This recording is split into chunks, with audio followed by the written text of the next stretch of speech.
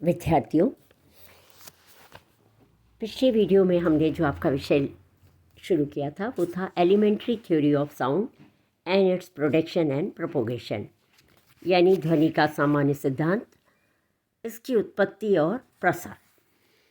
उसमें हमने देखा था कि ध्वनि क्या है। जैसा कि हम जानते हैं कि संपूर्ण संगीत जो है वो ध्वनि पर ही आधारित है। तो उसमें हमने चर्चा की थी कि ध्वनि किस प्रकार से उत्पन्न होती है, तरंगों के कितने प्रकार होते हैं। आज हम जो है उसकी आगे की चर्चा करेंगे। सबसे पहले हम ये देखेंगे कि कंपन और आवर्ती।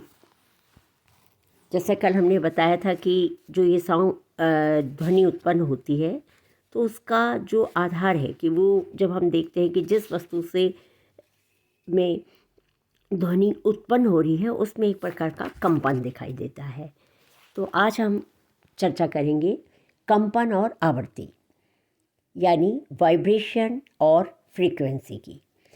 देखिए, ध्वनि जो है वो पदार्थ की नियमित कंपन से उत्पन्न होती है। जब किसी भी तार या तानपुरे के तार को हम आघात करके या उसको छेड़ते हैं तो उसके देखने पर हमें स्पष्ट हो जाएगा कि ये इसमें एक प्रकार का कंपन होगा, लेकिन वो उसकी गति इतनी तीव्र होती है कि वो कई बार हमें आँखों से उसे वो नहीं देख सकते। तो इसके लिए हम एक पेंडुलम का सहारा लेते हैं कि एक पेंडुलम हमने लिया और उसको हम यानी पेंडुलम यानी दोलक जो है उसको हमने अपने स्थान से हिलाकर फिर उसे छोड़ दें तो हम ये देखेंगे कि वो थोड़ी देर तक जो है वो हिलता रहता है। और पहले वो का यानी बीच में जो है उसकी जगह वो का है, तो वो मानिए कि वो पहले वो का से खा तक जाता है, फिर वहाँ पर वो क्षणिक ठहरता है, फिर उसकी दिशा बदलती है और वो पुनः का पर आ जाता है यानी बीच में आ जाता है। किंतु वहाँ पर भी वो उसका वेग इतना अधिक रहता है कि वो वहाँ पर भी नहीं ठहरता, फिर वो तुरंत गा की तरफ जाता है और वहाँ से वो पुनः लौटकर का पर आएगा। इस कंपन की आवृत्ति इस समय तक जो है होती रहेगी। तो इससे देखें हम कि का से पहले खा, फिर खा से का, फिर का से वो गा पे जाता है और गा से फिर वो का तक। तो इसकी गति को एक कंपन जो है कहते हैं। एक सेकंड में उस पेंडुलम या तार के जितने कंपन होते हैं उसे दोलक या तार की जो है आवृत्ति कहते हैं, यानी फ्रीक्वेंसी कहलाती है। संगीत की दृष्टि से इस आवृत्ति जो है ये फ्रीक्वेंसी का जो है बहुत अत्यधिक महत्व है। अब आता है अनुचारी कंपन, यानी यदि दो हम तंत्र वाद्य लें और उसमें दो तार हम एक ही फ्रीक्वेंसी में हम देखें, उनको मिलाएं, तो हम देखेंगे कि एक ही आवृत्ति के होने पर वो एक को आघात करेंगे तो दूसरे में स्वतः ही ध्वनि उत्पन्न होगी और दूसरे तार में ध्वनि को ही जो है वो अनुचारी कंपन कहा जाता है। यदि दोनों तारों की आवृत्ति में थोड़ा भी अंतर हुआ तो दूसरे तार में वो ध्वनि उत्पन्न नहीं होगी। अगला जो ध्वनि से संबंधित हम ले रहे हैं वो है बीट एंड रिजोनेंट टोन, यानी बीट यानी डोल या स्वर कंपन और परिणामिक स्वर। जब दो स्वरों की आवृत्ति में बहुत अधिक अंतर होता है तो ऐसे स्वरों को साथ साथ सुनने पर भी कानों को उनके अलग अलग अस्तित्व का बोध होता है। जब इनकी आवृत्ति एक हो जाती है तो दोनों स्वर एक दूसरे से ऐसे मिल जाते हैं कि इनके अलग अस्तित्व की धारणा नहीं होती। पर जब दोनों की आवृत्ति में बहुत बड़ा अंतर होता है, बहुत थोड़ा अंतर रहता है, तो दोनों स्वर मिले हुए से और मालूम होते हैं। किंतु यह संयुक्त स्वर जो है मिला हुआ होता है और संयुक्त स्वर कभी तो तेज मालूम होता है और कभी धीमा हो जाता है, अर्थात स्वर जो है वो उठ उठ कर गिरता हुआ सा जान पड़ता है। इस प्रकार तीव्रता के घटने बढ़ने से ऐसा आभास होता है जैसे स्वर हिल रहा हो। इस हिलने को ही डोल या स्वर कंपन यानी बीट जो है कहा जाता है। यदि दो तारों को एक ही स्वर में मिलाया जाए तो पहले इस डोल की गति तीव्र होगी, फिर क्रमशः वो देखा जाए वो धीमी होती जाएगी और अंत में डोल या स्वर कंपन जो है, वो बीट जो है वो बिल्कुल गायब हो जाएंगे।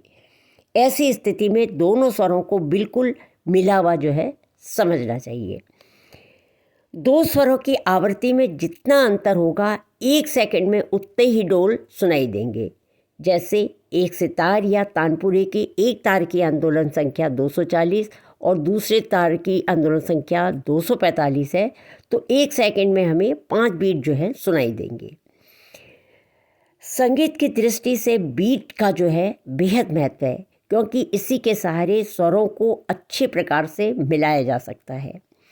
दो तार के स्वरों को मिलाते समय जब बीट सुनाई देने लगता है तो समझा जाता है कि दो स्वर एक दूसरे के बहुत निकट आ गए हैं, और जब यह डोल या बीट धीमे होते होते गायब हो जाते हैं तब इस स्थिति में दोनों स्वरों को पूर्णतः मिला हुआ समझा जाता है।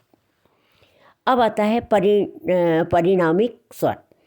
जब दो स्वरों की आवृत्ति में अधिक अंतर होता है तो प्रति सेकंड दोनों की गिनती या स्वर कंपन की गिनती जो है वो इतनी बढ़ जाती है कि कान इन्हें ग्रहण नहीं कर पाते। पर यदि दोनों स्वर काफ़ी तीव्र हों तो एक तीसरा स्वर सुनाई देने लगता है, जिसकी आवृत्ति दोनों स्वरों के अंतर के बराबर होती है। यदि एक स्वर की आवृत्ति 300 दूसरे की 200 हो तो एक तीसरा स्वर सुनाई देगा जिसकी आवृत्ति 100 होगी। तो इन्हें जो है शैशिक स्वर जो है कहा जाता है। ऐसे स्वरों का में इस तरह के जो है ये लगाया जाता है। अब बीट की ही भांति शैशिक स्वर जो है वो दो स्वरों के अंतर पर निर्भर है। पहले जब वैज्ञानिकों की यह धारणा थी कि जब डोल की गिनती बहुत बढ़ जाती है तो वही स्वर का रूप ले लेता है। बाद में हेल्मटो जो विद्वान थे उन्होंने ऐसे स्वर का भी पता लगाया कि जिसकी आवृत्ति दोनों स्वरों के जोड़ के बराबर होती है। इसे यौगिक स्वर जो है कहा जाता है। इस प्रकार से ये शैशिक स्वर और यौगिक स्वर, इन दोनों ही प्रकार के स्वरों के लिए परिणामी स्वर का प्रयोग जो है किया जाता है।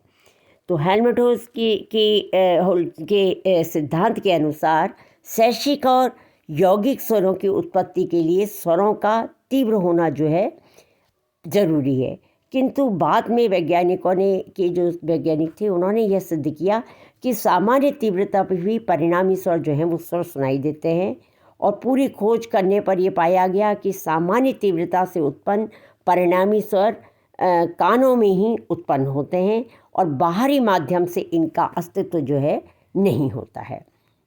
यह परिणामी स्वर केवल मौलिक स्वरों से नहीं अपितु आंशिकों से भी उत्पन्न जो है होते हैं। इस प्रकार हम देखते हैं कि अगला जो आता है कंपन, उसको कहते हैं प्रेरित कंपन यानी फोर्स्ड वाइब्रेशन। यानी किसी ट्यूनिंग फॉर्क को हम या द्विभुज को हम या तार को हम देखें, उसको हम आघात करें तो उसमें हमें एक विशेष आवृत्ति का कंपन होता दिखाई देगा। तो यह उसकी एक सहज जो है आवृत्ति होगी और सदा जो है उसमें यही आवृत्ति जो है इसमें रहेगी। किंतु यदि उसमें किसी बाहरी दबाव के कारण वह उस बाहरी दबाव के अनुरूप कंपन करने लगेगा तो इस स्थिति में वह उसका सहज कंपन नहीं होगा, बल्कि उसे प्रेरित कंपन या फोर्स्ड वाइब्रेशन जो है कहेंगे। तो इस प्रकार जो है ये जो अलग अलग वाइब्रेशंस के प्रकार हैं ये हमने इसमें सीखे। अब इसमें हाँ एक चीज़ पे चर्चा करेंगे कि आप देखिए कि संगीत के कार्यक्रमों में दिन की अपेक्षा जो है रात्रि का महत्व अधिक क्यों रहता है। तो ये एक प्रमाणिक तथ्य है कि ध्वनि जो है दिन की अपेक्षा रात में अधिक स्पष्ट सुनाई देती है। ऐसा क्यों होता है? इसका उत्तर हमें विज्ञान ही देता है कि वैज्ञानिकों ने बताया है कि ऐसा वायुमंडलीय वर्तन के कारण होता है।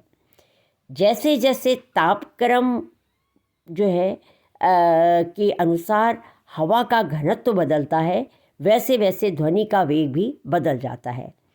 तापक्रम यदि अधिक होगा तो हवा का घनत्व कम होगा तथा ध्वनि की गति जो है तेज होगी। इसलिए दिन में हवा की निचली परतें ऊंची परतों की अपेक्षा अधिक तापक्रम पर होती हैं।